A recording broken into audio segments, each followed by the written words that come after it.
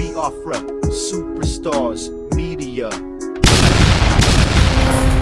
My people and people, how on a day? My people, how on a day today? I say good morning, good afternoon, good evening, good night, depending from where you're listening to the sound of my voice. This is the Biafra Superstars Media. Fellow Biafrans, today, Sunday, the 31st of August, in the year of our Lord 2025. Tomorrow will be the D-Day. Tomorrow will be the 1st of September. The day that our leader, His Excellency, Obatobie, Agune Chamber Wakoma, Mazi EKPA Simon Njoku, will be in court to hear the final judgment in the case against Simon EKPA, Finland, the Southeast politicians, DOS, and Nigeria. Fellow Biafrans, tomorrow is the day. I will make a video in particular about a topic of tomorrow where I will probably ask us to pray in the spirit, pray in the private, pray in the public for His Excellency Mazi EKPA Simon Njoku. That in less than 48 hours we shall know the fate of our leader, a man who has done no wrong, and God willing, he will be with us from the 2nd of September. Fellow BFS, at this point,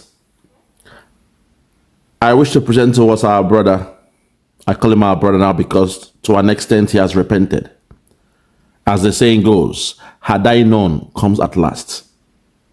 Had I known comes at last. In hindsight,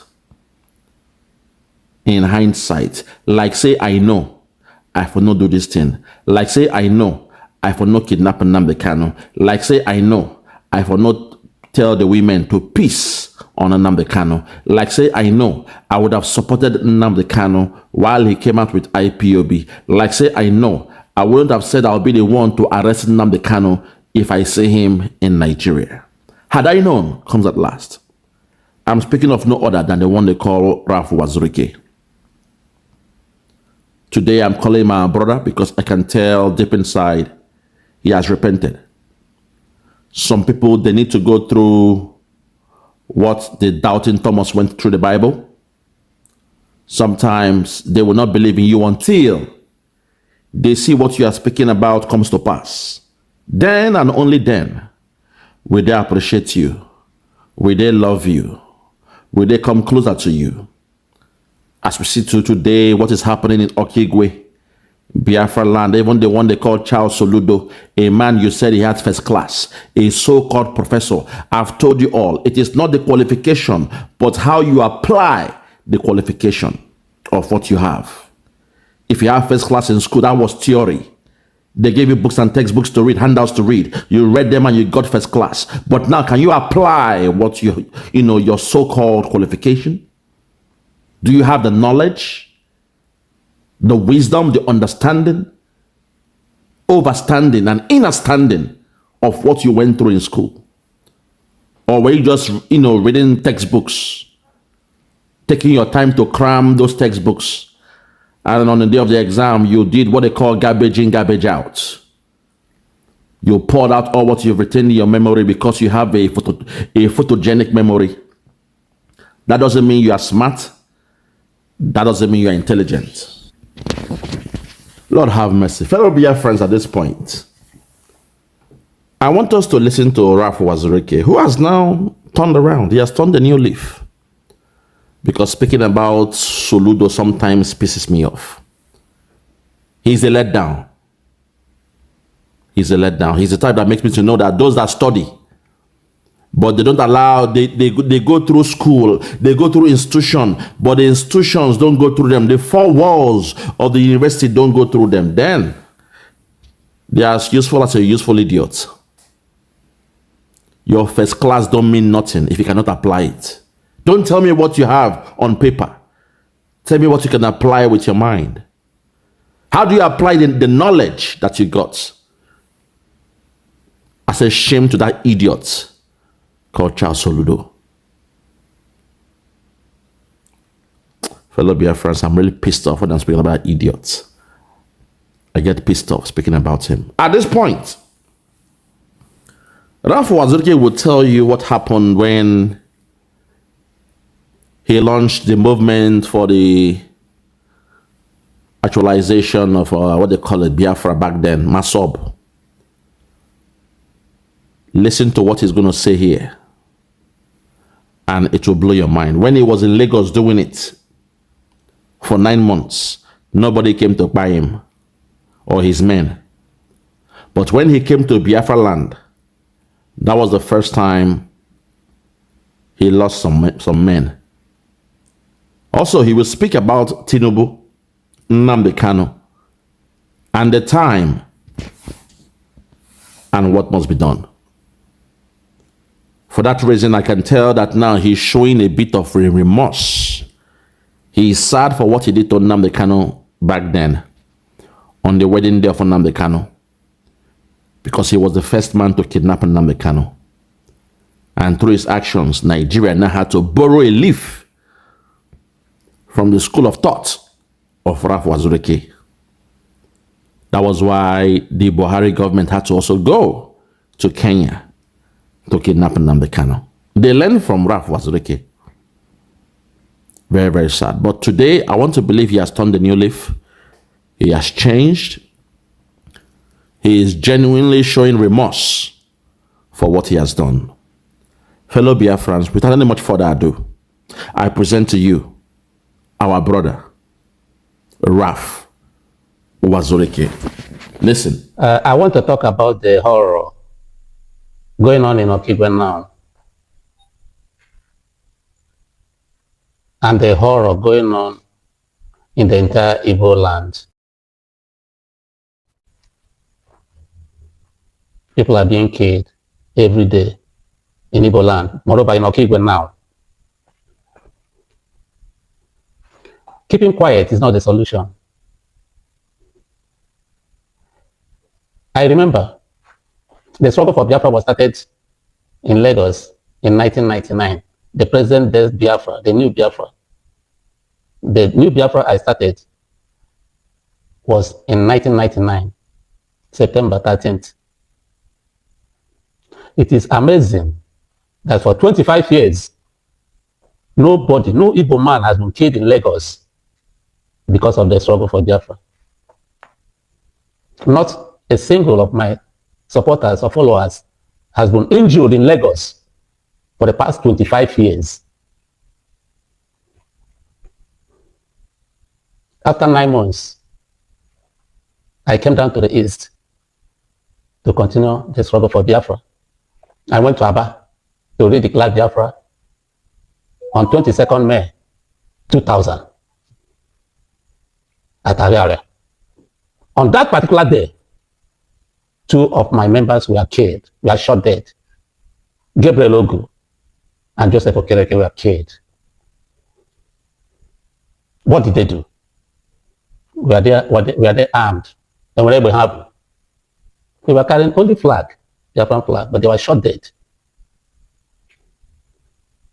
Were they terrorists? They were ordinary citizens clamoring for Biafra, their fundamental rights, but they were killed. In 2003, while heading to Mwahia with my members for a rally at OKIGWE, hundreds of my members were massacred at OKIGWE by Akachukwu government. Were they carrying arms? My commander was killed in my presence. Were they terrorists? What did they do? I was arrested and taken to Abuja. In 2006, while I was in Suleja prison, news came in that tens of my members were killed in Onitsha and thrown into Esu River by P2B. Were they carrying arms? Were they terrorists? What did they do? Were they violent? So if you try to juxtapose it with what is happening in Igbo land today and in the southeast, one could rise up to say that terrorists, that are unknown gunmen. All these people who were killed all these days, what did they do? Were they unknown gunmen or were they terrorists? Were they ESN? Who killed them? It was when Joseph Kalu was in government that 2 people were killed in Aba. It was when Akachukwu was the governor of Imo State that hundreds of my members were killed at OKIGWE. It was when Peter Obi was the governor that tens of my members were killed and thrown into a Sioux River. But in Lagos, where I started the struggle, not a single person had been killed up to date. All these governors, are they not in Igbo? Were they the Yorubas or the outside that killed them? On Igbo. Who were the people that brought this insecurity? Politicians, Igbo politicians. They were the people that came into the organization and bifurcated it. Armed these boys to do their biddings, to rig elections for them, to do all sorts of things for them. They armed them. The politicians armed them. The Igbo politicians armed these boys. From where are these boys getting the sophisticated ammunition they're using? Igbo politicians.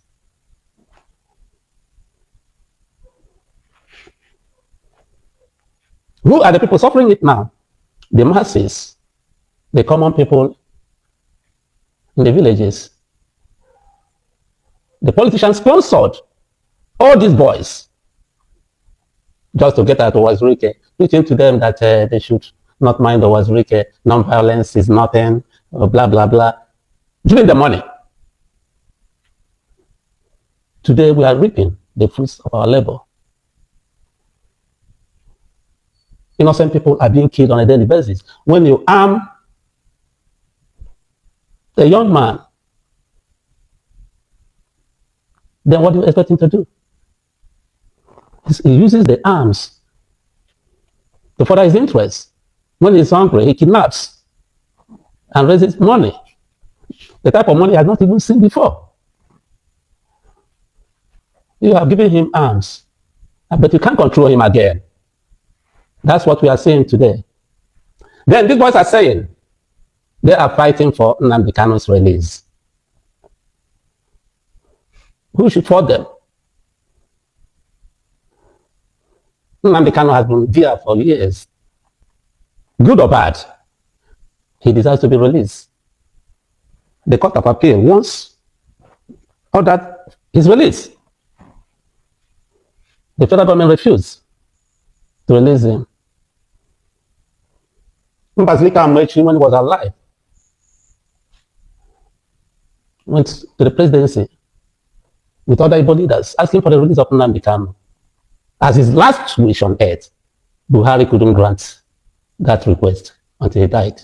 Emmanuel Iwanya, being the Secretary General of Honest and Igbo, went on the same mission. He was ignored. But Boko Haram people have been released on a regular basis in their thousands, in their hundreds, and reintegrated into the army, police, etc. Sunday Igboho was released, but Nnamdi Kanu was kept there. How do you think these boys will feel? I'm not making any case for anybody. I hate violence. That was why from the inception, I said Biafra struggle must be anchored on non-violence, and I have maintained that for 25 years. I don't support violence. But if these boys argue that their only condition is for Nnamdi Kanu to be released, why not release Nnamdi Kanu? And let us see who else would kidnap tomorrow on behalf of Nnamdi Kanu or kill somebody for struggling to secure the release of Nnamdi Kanu. I once requested that Nnamdi Kanu could be released to me personally as a guarantor. If he's arrested or if he flees Nigeria, I should be held responsible. Makana onye Igbo. Ọ na Nnamdi Kanu onye Hausa ma Yoruba ga never. Okay, never. He's being held because he's an Igbo man. And the federal government is enjoying it. Because the federal government doesn't want anything good to happen in the southeast. They're enjoying the massacre taking place in Igbo land.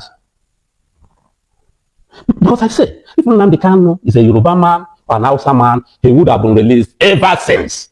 Why are you keeping him? Why are you keeping him? What do you want to get? This thing going on can never stop. The way I say it. These boys are in the bush. In the thick forest. They come out, they kidnap, they take it inside the bush. They kill. They say they want Nnamdi Kanu to be released. Why not do that? Okay, if you don't want to do it because of their asking, why not do it because of prominent Igbo that have asked for his release? Nobody is anybody in Nigeria, from Igbo land in Nigeria. That's what you want to, the impression you want to create. How many Boko Haram chieftains are being tried in Nigerian courts today? Why is it Nnamdi Kanu the only person that is being tried in Nigerian courts today?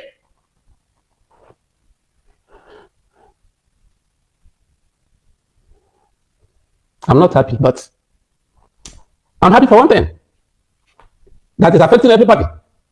The politicians who created this havoc cannot come to their homes today and sleep. Some of them, when their daughters want to wed, they take it to Abuja or Lagos. If their parents die, they do the funeral rites in Abuja or Lagos. That's very good, very beautiful. But my only worry is that innocent people are being killed. That's my only worry. If not, everybody's getting their pinch. When this thing was starting ab initio, I shouted, I said, this arming of these youths will bring problem in Igbo land. Nobody listened. Because the boys were serving their biddings. They were happy. They were getting at UWAZURIKE.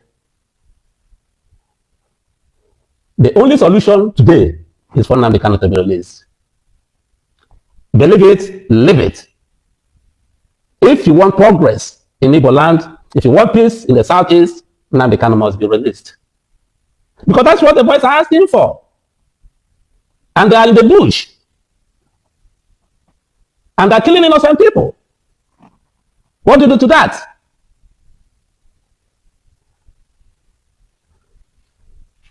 Why must you keep Nnamdi Kanu in jail? What do you want to achieve?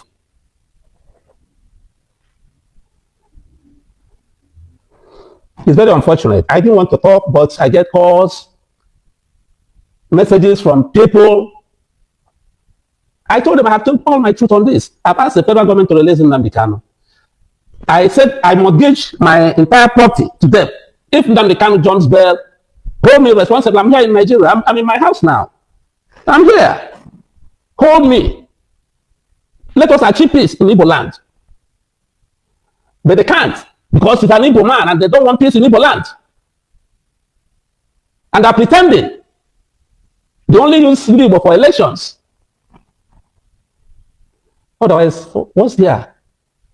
You have held somebody for close to 5 years. Release him. You can give him conditions. You don't want to release him. And you are happy hearing all the killings going on in Igbo land. You are comfortable with it. Innocent people are killed on a daily basis. It doesn't call the government, the federal government.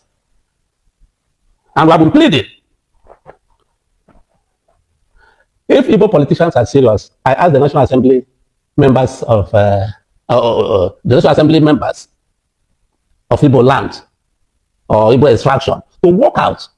Say they walk out in the Senate and the House of Representatives and insist that we will come back until Nnamdi Kanu is released to show seriousness. Because this is what the people want. If you say Nnamdi Kanu has been released in the past, he done well, he did this, and so what? You give him another chance. Nnamdi Kanu is by far better than Boko Haram people that have been massacring, killing people in the north. And none of them is being tried as of today. So what is there? What is there? Somebody spoke and read the Biafra, and so what? What about Boko Haram? What about IGBO? Well, that's what I just want to say for now, because people have been calling me, making all sorts of insinuations. Why not talk? Why are you keeping quiet? Blah, blah, blah, blah. What do you want me to say? The root cause of the whole matter is that these boys say, release our master. And they have a reason. Because no Boko Haram chieftain is tried in any court in Nigeria today. Sunday Igboho has been released since. They have a reason to demand that Nnamdi Kanu will be released. Or what do you think? What do you say? Oh, because Nnamdi Kanu is an Igbo man, and so what? Won't he be released? Will he die in detention? He won't die. I feel so angry. And then the Igbo na you know na koso no kporo na ashi. Mgbe a na-ekwu ugbu a unu sị na asị unu mere nke eme nke ọzọ. Ọrụ na ndị Igbo dị n'otu nye na-eme unu ka ga na-eme unu. Unu oche na ndị ọzọ hụrụ unu n'anya ahapụ obodo unu ya na ala n'ihi. Enwe onye n'ime unu ga-alata ka aga na village ga na-ara ụra. Ọrụ na ihe na-eme n'ala Igbo taa, ọ na ala Yoruba ma ọla ọzọ ga-adị otu a. Ọ ga-adị otu a, enweghị ekwe ka o mee. A ga-solve the problem. Mana ihe onye ọbụla ji gbachicha nkịtị maka na ọ n'ala Igbo. Ọ n'ala Igbo. Ụmụaka na-akpa mkpakpa. Ụmụaka na-akpa mkpakpa. Ile ha anya mmiri juru ha obi. Ha na-ele ụmụaka ibe ha. Ndị Hausa. Egudo ha asị ndị Boko Haram. Eme pati. Were ha tinye na police, tinye na amị. Nke ha na-agbagbusi ha. Ya m na-ajụ. All the time si Lagos lata n'ala Igbo. Egbogbusigo ụmụaka. Eweta ebe mgbe ahụ. Ka eweta eji mma. Gịnị ka ha mere? Ndị ahụ egburu ma na Aba, ma na Ụmụlọlọ, ma na Ọnịsha. Gịnị ka ha mere? Eweta egbe mgbe ahụ. Mgbe igbukata mmadụ ga-achọwa ise bụ onwe ya. Ọ da self defense. Ụmụaka eburule n'egbe. Wazuke ekwukwala m o. Unu hapụ Nnamdi Kanu. Let us see how it goes. If Nnamdi Kanu comes out today, then if tomorrow you are caught kidnapping, you'll be asked, why are you kidnapping? Who said Nnamdi Kanu again? Who mentioned his name? Because he's out. But if you continue to hold Nnamdi Kanu, they tell you it's because of Nnamdi Kanu they are doing this. And you check, is it Nnamdi Kanu that has committed any crime in Nigeria? No. How many people are being tried in Nigeria for similar offenses? Nobody. How do you think they will feel? They feel, oh, we are not human beings. Oh, we are not part of the country. That's what I want to say. Hold it there for me. Hold it there. Rafa UWAZURIKE, you've spoken well. I appreciate your words. It is clear to me that you have turned a new leaf, and I appreciate every word that you said in regard to what is happening in the Southeast. Mazi Nnamdi Kanu, and also how our people, Biafrans, have been treated differently in that damnable republic called Nigeria. That's because we're at war. Sometimes, we know, we the Biafrans, we know we're at war, but your politicians keep on pretending because, at the apex, they are the ones making millions every day, every month. Those in the Senate, they are being paid a very fat paycheck. Your governors, they are living the best of life. They are living the life, living la vida loca, living lasciviously. Their children are having the best of life. They thank God for making them governors in that damnable republic. So to them, they don't give a damn if the commoners are being killed by the Nigerian military. The Fulani military. Boko Haram embedded in your military. They don't give a damn if you guys are being killed. But you made a very good point, which I would like to expound upon, where you said when you started this, your movement of, self-actualization for the restoration of Biafra, Masop, I believe, in Lagos. Till this day, none of your members have been quiet. None of your members have been quiet. Till this day. In Lagos, in Yoruba land. But when you now come to Biafra land, our politicians were so happy. They were quick to please the cabal, asking them to bring their military, their Fulani military, to come and fight the people of Biafra. Today, the man they call Peter Obi is being praised all over. But when I remember what he did, that in his hands, tens of Biafrans were pied and dumped in a river, I wonder, is it the same man that they love now? Or was his hand tied? Because I know Nigeria very well. In the southeast, all the so-called military men they post down there, they are all, they're Fulani men. And they know we're at war, but some of us think, oh, it is politics. We're at war in Nigeria. We're at war. So let this be a learning moment. That one of those who were even attacking Nnamdi Kanu to call a spade. Oraf Wazurike was one of those. Castigating Nnamdi Kanu while Nnamdi Kanu was here with us when he was a free man. Oraf Wazurike was one of them. But today, he has smelled the coffee. He has seen that this man, Nnamdi Kanu, is right. He has the right to do what he's doing. And today, he has come out in the public to acknowledge Mazen Nnamdi Kanu. Because I keep on wondering, what's the difference? In the case of our good brother, Chief Sunday Adeyemo, a.k.a. Sunday IGBO, we saw him holding a dang gun. There were videos, pictures of him carrying a gun, shouting, advocating for what? Yoruba nation. He was carrying pop action, shooting guns in the air. We saw those videos, but to the whole world, it is okay. To Nigerians, it is okay. Today, he's a free man, though he's being kept in Germany so that Nnamdi Kanu can be held in that so-called Nigeria. They gave him that leeway to come down to Nigeria to bury his mother. But Nnamdi Kanu, when his father and mother died, he didn't have the access, the green light to come down and bury his parents. That tells you the difference. That shows you we are at war. That today they claim, oh, Chief Sunday IGBO is in exile. Yes, we know that. But it's a bit different. Because how can you be on exile? How can you be chased by a government? You're on exile, as they claim. But when it was time to bury your mother, they allowed you to come to Nigeria to bury your mother. It means it's a bit different.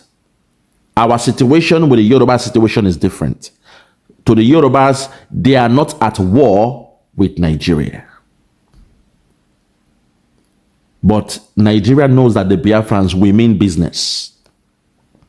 That is our freedom, we mean business. That's why they said, no. These ones, go to their villages, go to their towns, chase them. When you don't see them, burn their houses, kill the young ones, kill the youths in Biafra land.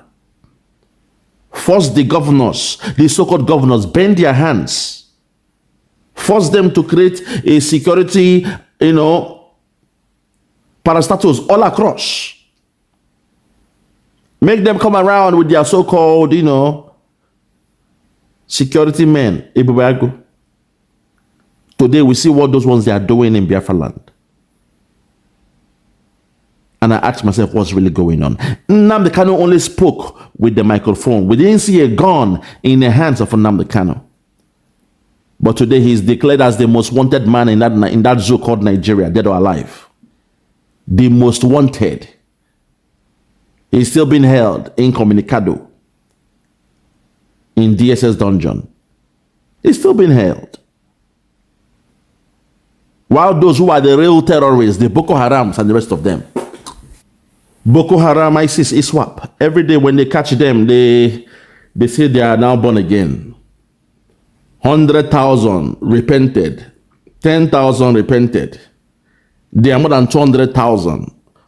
200 repented. And when they repent, they show them an attire to wear. Dress up. You dress them up. You show them on national TV. Suddenly, born again. God have mercy. Terrorists. Islamic terrorists are now born again. They now believe in the principles of being born again. They have repented from their sins. They are born again.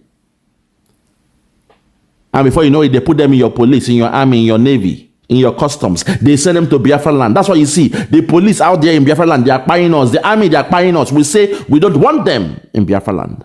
We are at war. We are at war. That's why they're after Simon Ekpa. We are at war.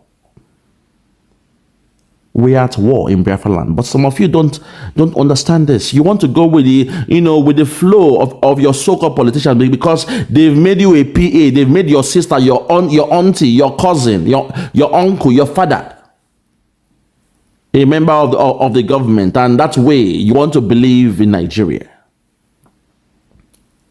The other day, one of my classmates, who is a Biafran, but he is now in Abuja, living the best of lives with the politicians. I was going through his Facebook pictures, and he called himself the proud Nigerian or something like that. I said, wow. This is somebody that when we were in university back in the days, he used to expose that so-called Nigeria. He used to expose them. Back in the days. I remember one time some years ago, he was exposing the governor then of Enugu State, the one they called Chimaroke Nnamani. Chimaroke, because then he was the first to bring thugs into government house. One they call EKPA and Bombo. He brought thugs to government house. EKPA was doing his thing in the government house. In the evenings, when you have a show, they go there and they arrest all the girls, take them to the government house. You have no say. If they pick your girlfriend up in that party, in that show, that girl is going with them to government house. EKPA. Until one day, one court is called Bombo.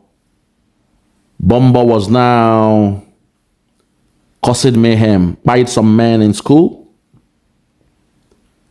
And suddenly, EKPA was still thinking, he was still, showing his youthful exuberance. He assumed he was still young and strong to go to war with Bombo. So he took his men from Enugu State government house. They went to look for Bombo. They saw Bombo. This is a true life story. They saw Bombo. EKPA came out from government car. A Peugeot back then. He came out and said, Bombo, we have come to buy you. Bombo was running. They were chasing Bombo. EKPA was so close to him with his gun, shooting at Bombo, not knowing that Bombo had a gun with him.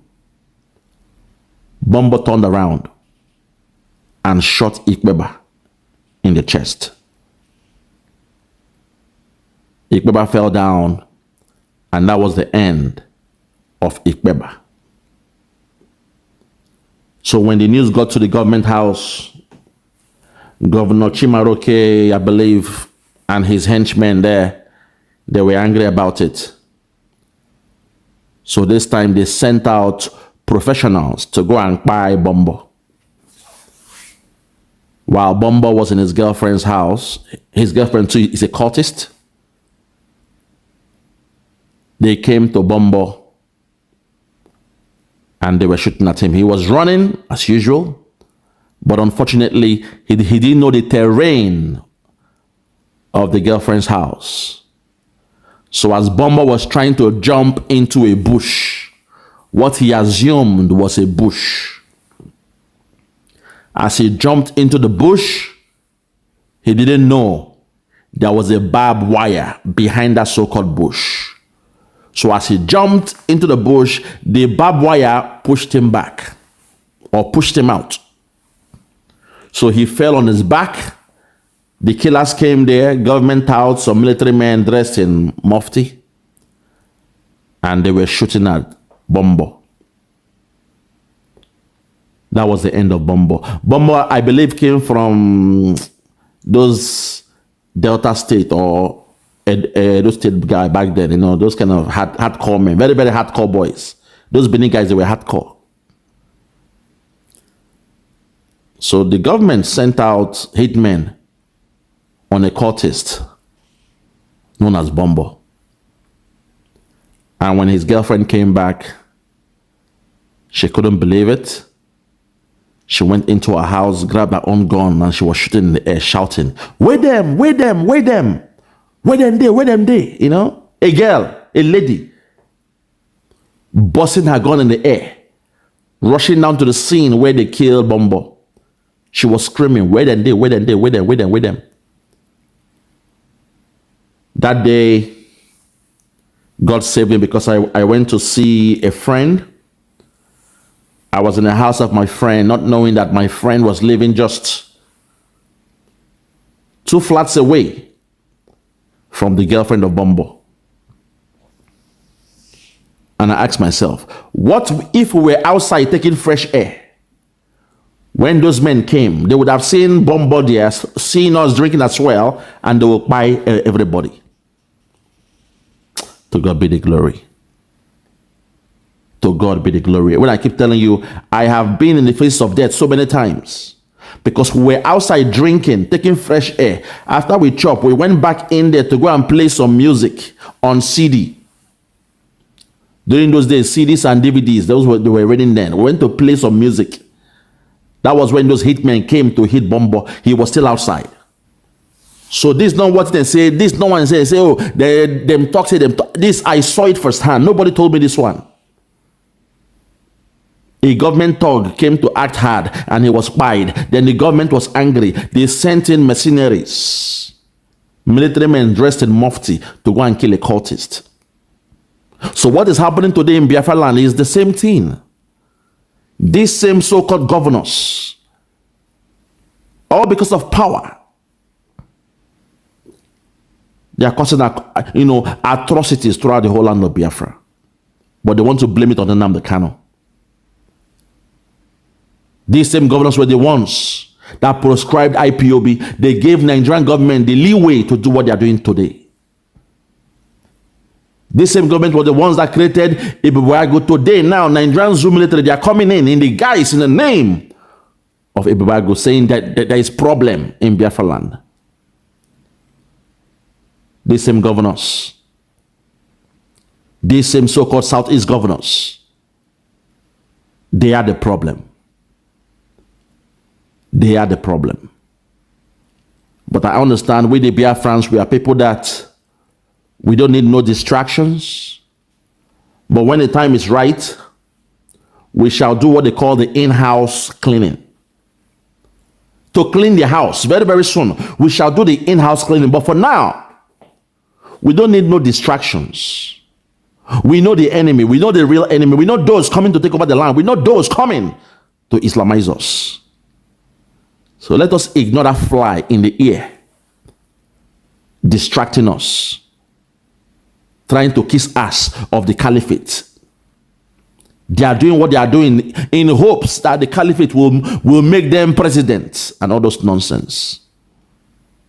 What a shame. But very, very soon and very, very soon, we shall look inwards and clean house. We must clean house very, very soon. But for now, we must keep our eyes on the rising sun, remain focused and resolute, and ignore those guys causing this problem in Biafra land. We know who they are, but at the same time, we know the real enemy. Fellow Biafrans, I'll leave it here, but I am glad that our brother is speaking out. I am glad that our brother here, Raf UWAZURIKE, has repented to a degree. He has seen that Nnamdi Kanu is not the problem. Now he knows.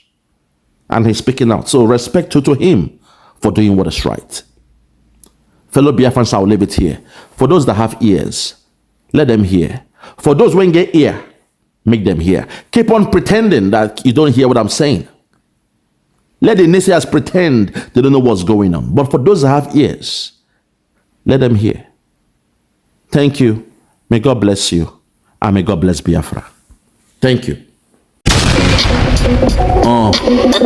Yeah, Biafra, Biafra. Yeah, Superstar Media. Tell me about Biafra. We going back to the motherland. Tell me about Biafra. I wanna know. Tell me about Biafra. We going back to the motherland. Tell me about Biafra, Biafra. I wanna know. We going back to the land. We going back to the motherland. Biafra, Biafra. Tell me about Biafra. We going back to the land. Tell me about Biafra. We going back to the motherland. Tell me about Biafra, Biafra. Tell me about Biafra. We going back